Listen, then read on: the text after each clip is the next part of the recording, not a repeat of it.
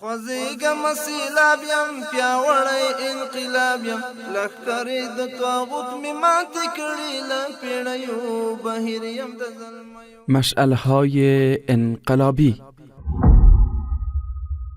از میدان استشهاد و مبارزات جهادی، قصه های دلنشین از کارنامه ها، قهرمانی ها و خاطرات شهدا، غازیان و مجاهدین در مقابل اشغال 20 ساله. مشعل‌های انقلابی چهارشنبه ها ساعت 8:30 بعد از ظهر و تکرار آن پنجشنبه ها و جمعه ها ساعت 2:30 بعد از ظهر از رادیو حریت روی امواج 88.5 FM.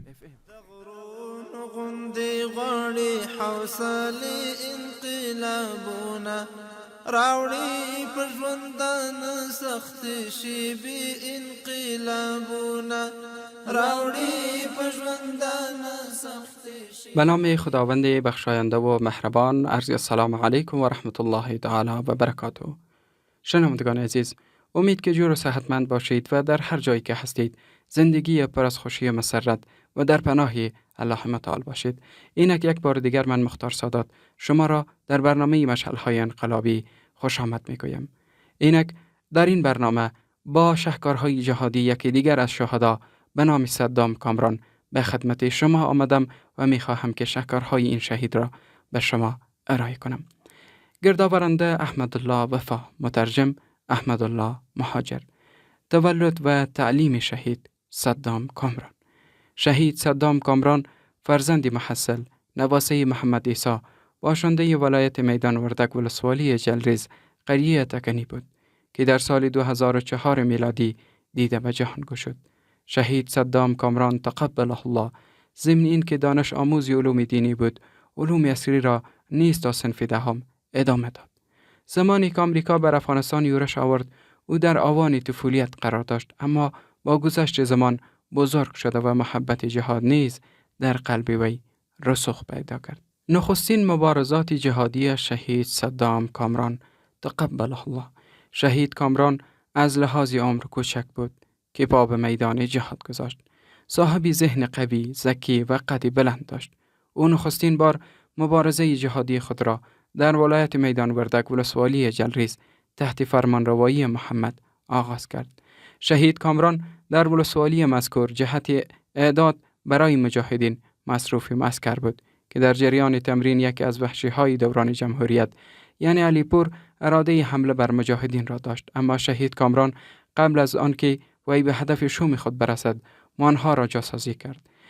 بعد میان مجاهدین و علیپور جنگ شدت گرفته و چند روز دوام کرد. شهید کامران نخست ملیشه‌های پیاده وی را توسط آنها که جاسازی کرده بود از بین برد و نیز در همان حالت یکی از فرماندهان مشهور علیپور به نام رضایی را به قهر جهنم فرستاد. او بعد از این به منطقه ارغندی کابل رفت و در جبهات جهادی زیادی شرکت ورزید.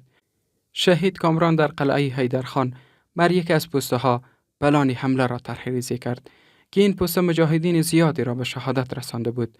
رهبری جنگ در اختیار وی قرار داشت، اما چون که او در استفاده اسلحه لیزری یعنی درازنوف مهارت خاصی داشت، از این جهت تعقیب نمودن افرادی داخل پوسته را خودش به عهده گرفت و مجاهدین دیگر یورش بردند تا اینکه پوسته فتح شده و آنها بدون تلفات برگشتند.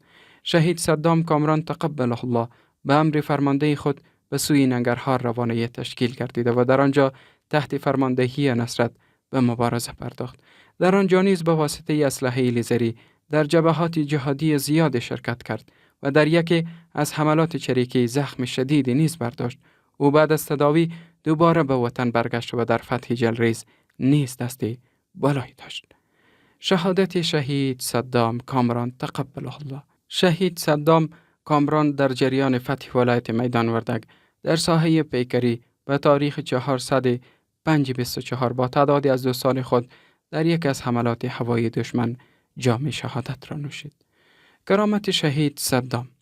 بعد از دفن نمودن شهید کامران در سپیده دم صبح پدرش خواست تا طرف قبر وی برود. زمانی که آنجا رسید یک صحنه شگفت انگیز را می‌بیند که شهید کامران بر سر قبر خود ایستاده و لبخند می‌زند، اما زمانی که پدرش او را به سر گفته صدا زد او غیب می‌شود و چیزی جز قبر خاکی باقی نمیماند. شنوندگان عزیز، برنامه امروزی مشعل‌های انقلابی به همین جا به پایان رسید.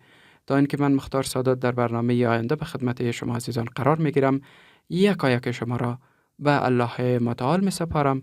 خداوند یارو مددگارید. خوځېږم سیلاب یم پیاوړی انقلاب یم لښکرې د طاغوت مې ماتې کړي له پیړیو بهیر یم د زلمیو. مشعل‌های انقلابی